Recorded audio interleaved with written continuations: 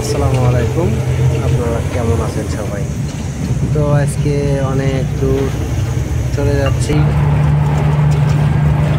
সে জায়গার নাম বরিশাল। পদ্মা সেতু নদী পার হয়ে যাচ্ছি। অনেক ভালো লাগতেছে। অবশ্যই ব্রিজটা অনেক সুন্দর হয়েছে। এই যে ব্রিজের উপরে উঠছি, চলে যাচ্ছি বরিশাল। আশা ছিল লঞ্চে ওঠার, কিন্তু লঞ্চে ওঠা হলো না। এখন পদ্মা সেতুর উপর দিয়ে চলে যাচ্ছি বরিশাল। খুব ভালো লাগতেছে।